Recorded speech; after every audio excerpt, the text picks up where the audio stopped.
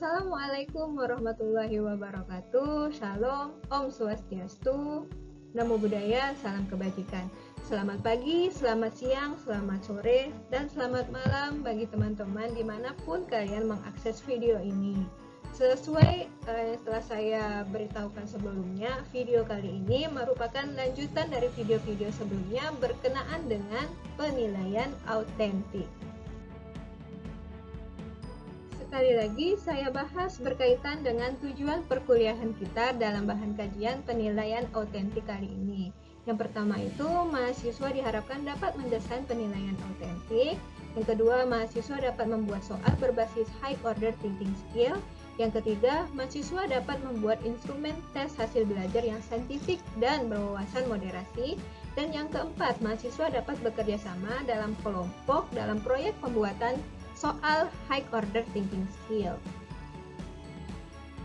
Oke, berbicara tentang penilaian autentik, maka bahan kajian yang akan kita bahas pada video pembelajaran itu adalah berkaitan tentang pengertian dari penilaian autentik itu sendiri, macam-macam penilaian autentik, penilaian berbasis high order thinking skill, ini lebih ke pengertiannya. Selanjutnya yang keempat itu adalah peran dari soal high order thinking skill, dan pada video pembelajaran kali ini kita akan fokus ke penyusunan soal high order thinking skill. Baiklah, kita akan langsung masuk kepada materi intinya, yaitu penyusunan soal high order thinking skill. Oke, pertama-tama berkenaan dengan objek penilaian. Apa sih objek penilaian dari high order thinking skill ini?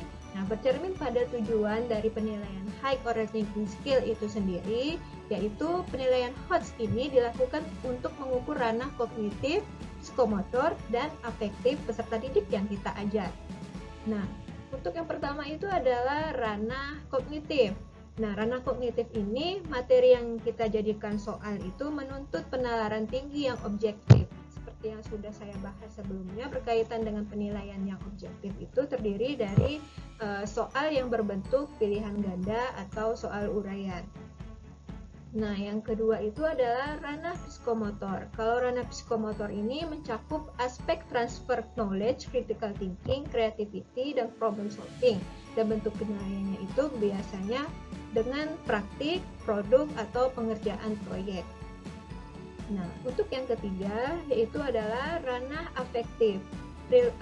Kalau ranah afektif ini biasanya adalah perilaku menonjol, baik itu baik atau bahkan perlu bimbingan, yang timbul saat pembelajaran. Biasanya penilaiannya itu dilakukan dengan observasi, incidental record, atau wawancara, dan lain-lain. Oke, selanjutnya, hal yang perlu diperhatikan dalam menyusun soal berorientasi high order thinking skill itu apa saja sih?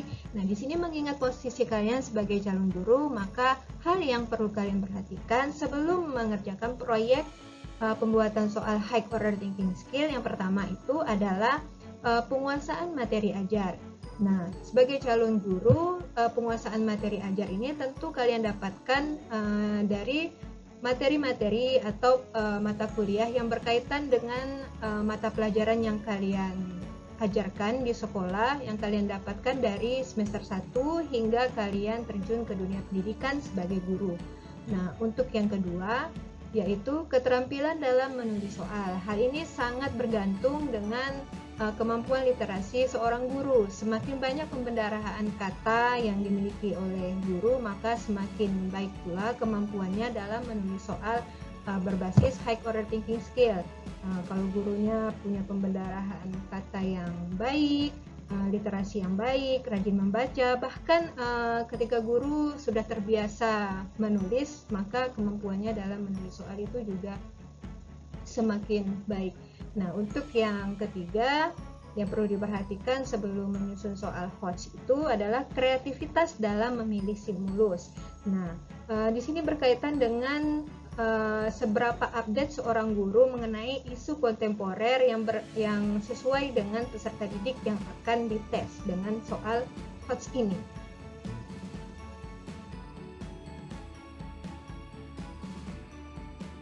Nah, selanjutnya masuk pada alur penyusunan soal high order thinking skill, di mana pada penyusunan soal HOTS itu melibatkan beberapa tahap, diantaranya analisis kompetensi dasar, menyusun kisi-kisi, merumuskan stimulus, dan menulis soal high order thinking skill.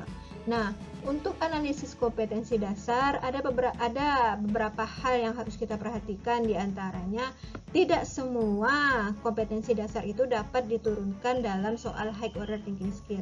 Seperti yang telah kita bahas di video pembelajaran sebelumnya, pada kompetensi dasar itu yang dapat diturunkan dalam soal high order thinking skill adalah kompetensi dasar yang memuat kata kerja operasional yang berkisar di C4 sampai C6. Nah, di C4 sampai C6 itu kan menganalisis, mengevaluasi, serta menciptakan. Artinya kompetensi dasar yang menggunakan kata kerja operasional di ranah kognitif C1 sampai C3 itu tidak dapat diturunkan dalam soal HOTS, seperti memahami, menjelaskan, menerapkan. Itu ranahnya pada soal low order thinking skill atau soal LOTS. Nah, selanjutnya adalah menyusun kisi-kisi. Apa sih fungsi dari kisi-kisi ini? Nah, fungsi kisi-kisi ini esensinya adalah dia memudahkan guru dalam menentukan tuntutan apa yang ada pada kompetensi dasar. Selanjutnya dia juga berfungsi memudahkan guru untuk menentukan materi yang berkaitan dengan kompetensi dasar tertentu. Selanjutnya fungsi dari kisi-kisi ini sendiri adalah dia memudahkan guru merumuskan indikator soal serta menentukan pada level kognitif berapa soal tersebut. Nah, selanjutnya tahap merumuskan stimulus. Nah, ada 4 hal yang harus kita perhatikan dalam merumuskan stimulus. Nah, yang pertama itu adalah ada baiknya kita menyajikan informasi yang dimuat dalam gambar, tabel, grafik, wacana, artikel, dan sebagainya. Nah, yang kedua yang harus diperhatikan dalam menyusun soal high order thinking skill, stimulusnya itu gambar, artikel, wacana yang kita sajikan tadi hendaknya harus merangsang kemampuan berpikir tingkat tinggi peserta didik, seperti menghubungkan kejadian satu dengan kejadian lain, menginterpretasi, menganalisis, dan sebagainya. Nah, selanjutnya yang ketiga, informasi yang kita sajikan itu haruslah informasi yang up to date atau yang familiar, kontekstual, yang sedang hits, kecuali bahasanya mengenai sejarah ya, yang sedang hits di kalangan peserta didik yang kita tes menggunakan soal high order thinking skill tersebut. Nah, yang keempat yang tidak kalah penting adalah informasi yang kita sajikan atau stimulus yang kita sajikan haruslah berhubungan dengan pertanyaan pokok pada soal HOTS tersebut. Tidak mungkin kan stimulusnya sudah panjang lebar, sudah seapik mungkin, tapi tidak nyambung dengan pertanyaan pokok dari soal HOTS yang kita buat di nomor itu. Nah, tahap selanjutnya adalah menulis soal HOTS. Nah, dalam menulis soal HOTS ini tidak jauh beda dengan prinsip menulis soal pada umumnya yang pada soal uraian atau pilihan ganda. Yang membedakannya itu adalah titik beratnya itu adalah stimulus. Nah, di mana pada output di tahap menulis soal HOTS ini adalah kartu soal dan pedoman penskoran. Nah, ketiga dokumen ini, form kisi-kisi, kartu soal, dan pedoman penskoran, contoh formatnya akan saya bagikan sebelum teman-teman semuanya memulai penyusunan soal high order thinking skill dalam proyek.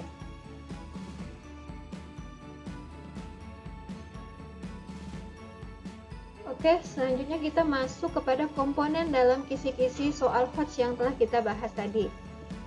Nah, di mana dalam dokumen kisi-kisi ini terdapat tabel yang memuat beberapa komponen, diantaranya adalah yang pertama itu adalah kompetensi dasar.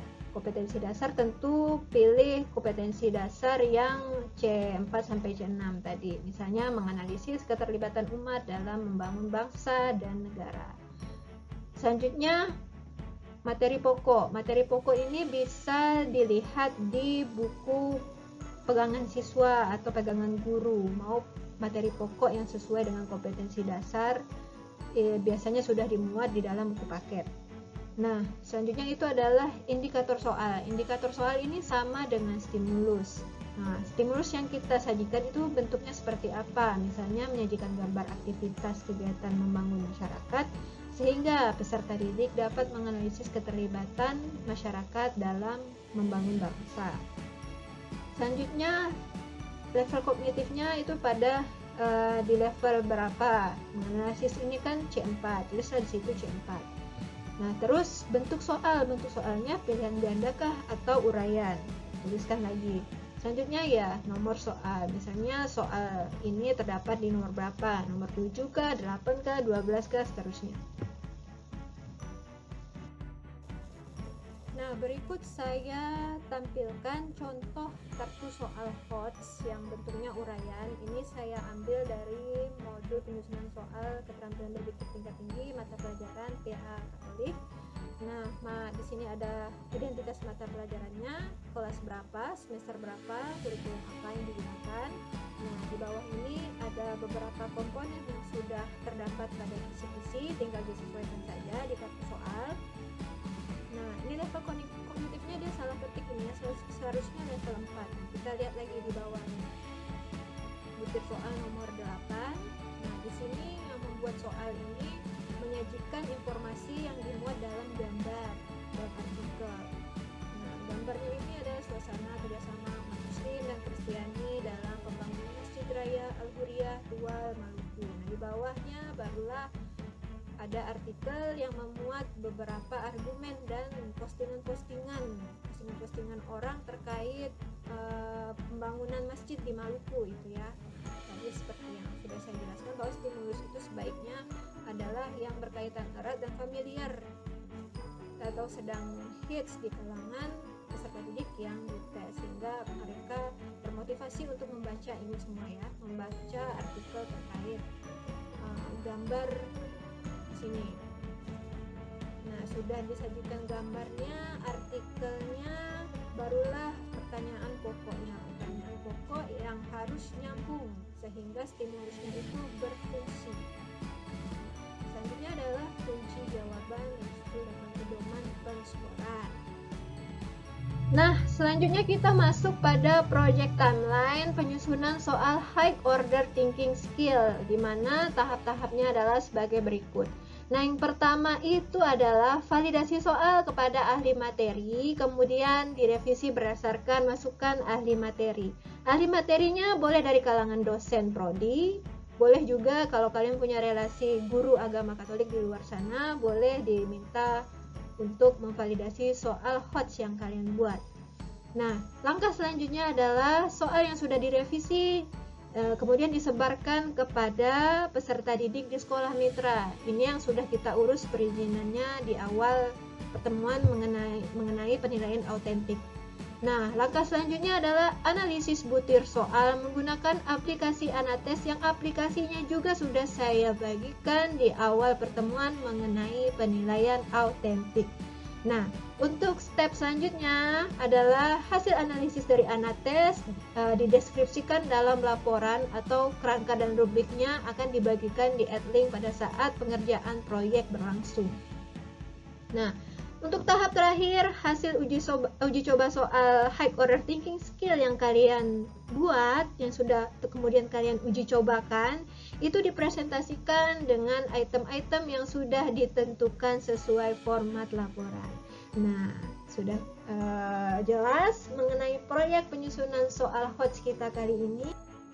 Oke, baiklah, sekian materi di video pembelajaran kali ini. Jika ada yang ingin ditanyakan atau ada yang belum jelas mengenai proyek penyusunan soal HOTS, bisa dikomunikasikan langsung di grup WhatsApp kelas kita di evaluasi pendidikan, dan atau bisa langsung saja posting di link kita masing-masing sesuai kelas di mata kuliah evaluasi pendidikan. Sekian dari saya punya satu pantun, burung dara burung cendrawasih, silakan cari di Papua. Sekian dan terima kasih, semoga video ini bisa bermanfaat untuk kita semua. See you at next video, bye!